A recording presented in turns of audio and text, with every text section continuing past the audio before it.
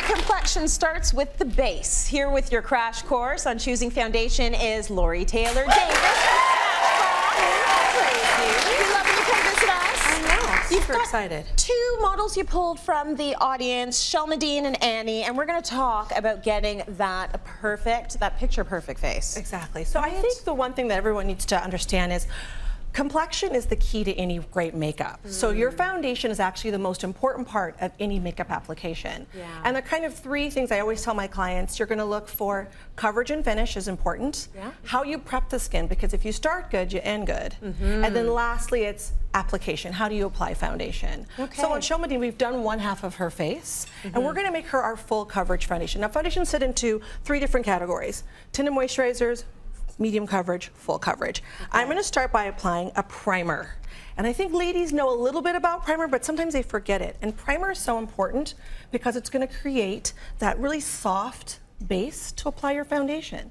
A lot of us, I think, when we skip a step, it's the primer we skip because we're thinking, oh no, I want to rush this through, I got to get it out the door, but this is the thing that's going to make everything sing. It's basically just go on smoothly. Yeah. And then application. I love to use a brush. Some people love use their fingers. With a full coverage foundation, it's so important that you have the right tool. Yeah. So either a makeup sponge or a makeup brush, and you're going to start in the center of the face. Oh, okay. Some women start with the head in at the chin. Start in the center of the face. This is where you have the most discoloration.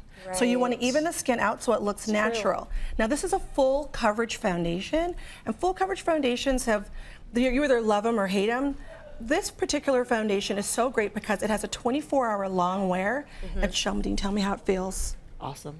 Like nothing. Nice, like smooth. You don't feel like you're walking around with a mask on. Exactly, or tight, or heavy, or heavy, or cakey. Yeah. And what you see is like once you get it all smooth and perfect, a lip, an eye, and a brow, and you're pretty good to go. That looks, yeah, but the beautiful. thing, it looks like her skin. Yes, and that's what you're looking for. Exactly, even in a full coverage. Full coverage should cover, but it needs to look like skin. Absolutely. I love that, Lori. Okay, let's move over to Annie now and talk about, I think you're going to do medium coverage on her. Medium coverage on Annie. And the thing about a medium coverage foundation, now this is for the foundation where, again, we're going to start with a primer. The primer I'm choosing here is more of a moisturizing primer because we want it to look a little bit softer and it's more medium coverage. And what that basically means is you just want to even out the skin tone. Okay. So again, I'm using a brush because a brush is important, and we're starting in the center of the face as well. And the thing about that is you want to start in the center, and you really want foundation to do all the work. So you're going to use it almost like a concealer as well, and you're just going to buff it into the skin. And when you're buffing it into the skin, you just watch the flaws just melt away. Now, would you always suggest you do a concealer first? And if you do you it first or do you do it after? What do you think? As a makeup artist, I want foundation to do all the work. You do. So if I can take a step out, I want to, because if you do that, then it looks more natural.